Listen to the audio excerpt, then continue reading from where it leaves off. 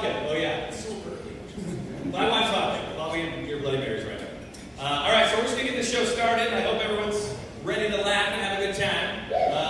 We have an amazing comedian coming up the stage. She's so awesome and so funny, and we love her.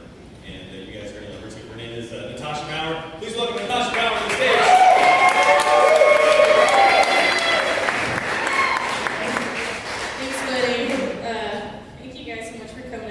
It's weird, I don't drink that much, and I just had like one mimosa. I'm like, what time is it? It's 7, right? It's fine. So it's good to be here. I normally would be working right now. I work in customer service and just on the phones with people. And I'm so sick of what I do that every person I get on the phone, I just want to get them off the phone as quickly as possible. But no one can ever remember their passwords, their challenge questions, or their PIN numbers. And if you're part of this problem, I kindly suggest you get your shit together. It takes forever. This one lady called in, and her challenge question was, what is the name of your favorite teacher? And the name of her favorite teacher was Jesus, which was cool, but she forgot that she put Jesus as her favorite teacher. Like, you get a 7 to the Son of God, you might want to remember you did that. I think that's the point of that whole thing. This other lady called in, and her password was just Jesus. So the interaction should have just been, what's your password? Jesus, great, how can I help you? But I didn't like the way she said it to me.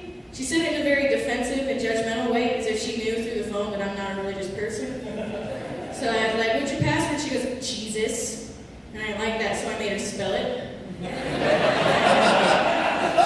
was like, S-U-S, that is correct. How can I help you today? I think everyone I work with is sick of working there as I am, because everyone I work with is like really heavily medicated on like pain pills and narcotics, just like all day. And if you have a headache, you're fucked. It's like I'll go looking for like aspirin or ibuprofen, like, hey, does anyone have some aspirin? And the answer's always like, I don't have any of that, but this will kill you. Do you just want to die? And I'm looking at the pill like, well, I want to die, but I shouldn't. There's people that love me. I still got like 3 hours of work. I'll just stay alive. It's funny.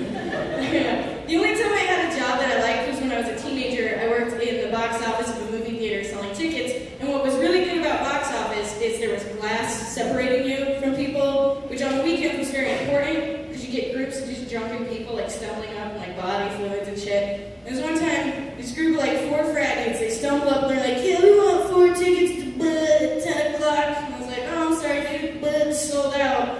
And he wasn't getting that. He couldn't comprehend what sold out meant. Like, he thought he just needed to convince me to let him in, like, win me over. So he lifts up his shirt, places one of his mandibles against the glass, and while maintaining eye contact, asks, is it sold out now?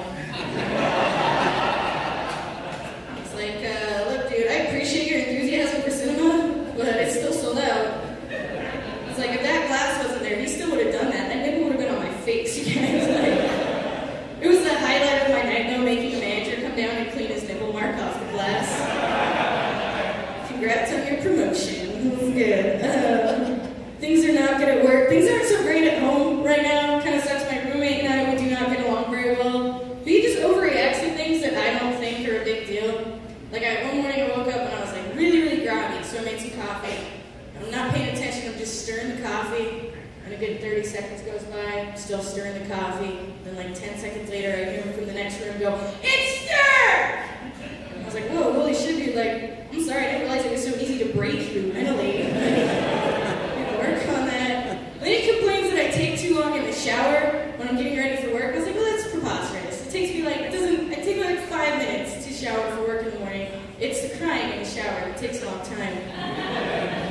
It's like easily 20 minutes, so I can cut back on that for him. He's got a point there. I didn't know how to react to this. I went to a bakery to get something for a potluck at work. And when I got to the cash register, they asked me, they did that thing where they're like, hey, do you want to donate $1 to children's diabetes? And I looked around, I was like, in this bakery? Where you lovingly manufacture children's diabetes? Like delicious children's diabetes? It's so weird to be like walking into a tanning salon and then afterwards they're like, do you want to donate $1 to skin cancer research? We love being part of the problem. It's good.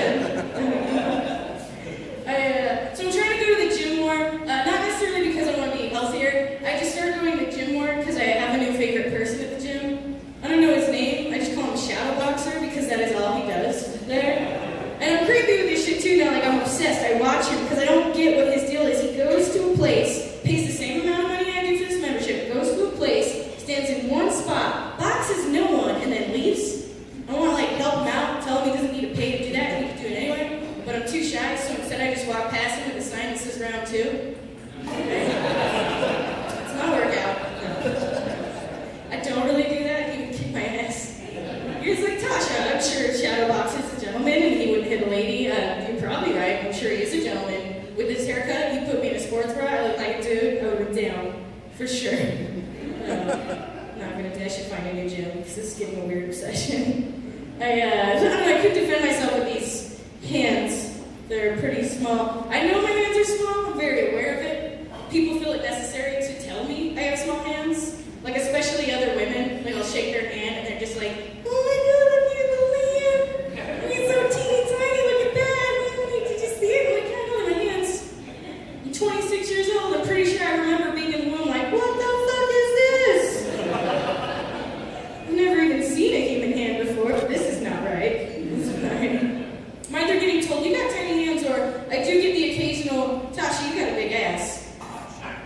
It's fine, I'm just going, I know, it's my ass. I'm aware of it. I do not remember that in the womb, though. That'd be weird, with the tiny hands and the big butt. Just picturing a fat-ass fetus.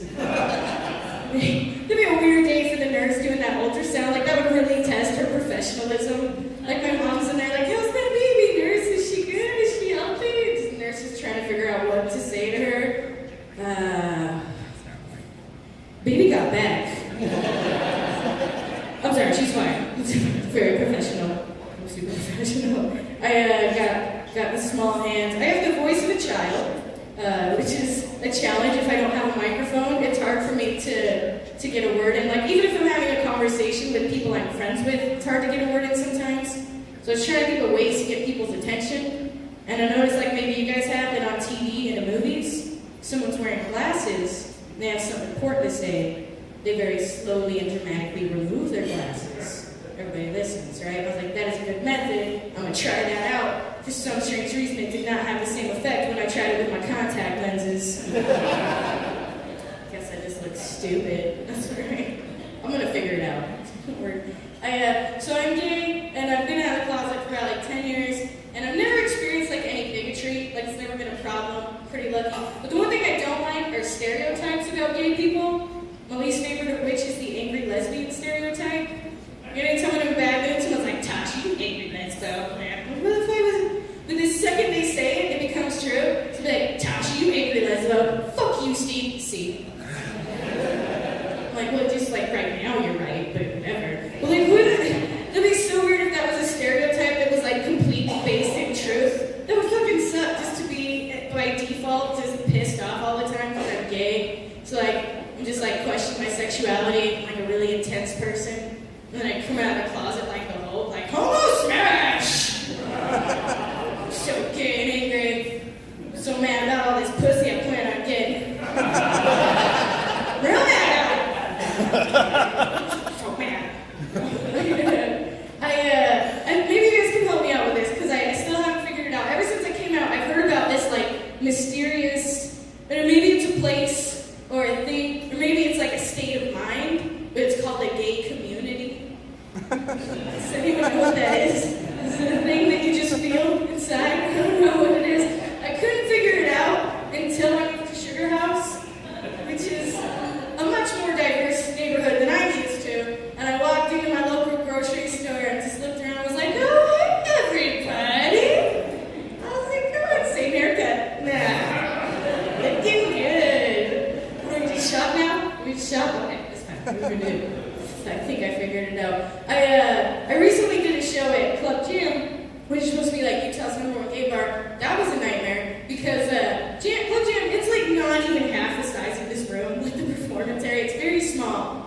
And the show was sold out, which was great, but everyone got hammered before the show even started, just completely wasted. So we're on stage, packed in a room with like 200 drunken, raging homos. I didn't know what was going to happen. I realized that night I experienced the definition of homophobia because I was terrified of those gay people.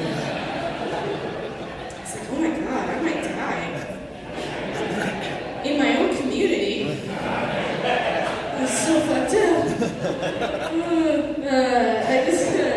I've noticed in Utah, it's really nice. There's been a lot of advancements in equal rights, which is good. We'll keep that going. But I want to see something stop, which is people who, when it comes to activism, they forget the definition of the word activism. They think that not doing something is the same as doing something. For example, you might know people who are like, don't shop at Target because they don't support gay marriage. Or do not eat at Chick-fil-A because they don't like gay people. And I don't know what that means. I have never seen, I don't think it's Chick-fil-A that hates us. I've never been on the freeway and seen a Chick-fil-A billboard of 2 cows misspelling God hates fags. I don't think it's them, guys. Because here's the thing, with any corporate, you shouldn't base your purchases off of that, because you couldn't shop anywhere. Any corporation, it's gonna be some rich asshole who doesn't have to care about you because we're poor assholes. We're just gonna keep buying their stuff. And this, I understand this sounds really selfish what I'm about to say, but I would much rather eat a delicious chicken sandwich than get married. They're so good, you guys. They're super good. I just want to wrap up my lack of equality in the bun and just chomp into it. That'd be good. But so here's the approach. That's fine. If you don't want to shop in those places, I get it. That's fine. But don't say you're helping. You got to do something else, for the cause. So here's what I'm gonna do. My roommate told me that I can no longer buy Barilla brand pasta because their CEO said something stupid about gay people. Oh no. I'm gonna go out. I'm gonna buy as much Barilla pasta as I can fit in my shopping cart, take it home, cook it up, eat a ton of it, I'm carb loading for a game the next day or something, and then I'm gonna use all that energy to do a ton of gay shit. Right? Yeah.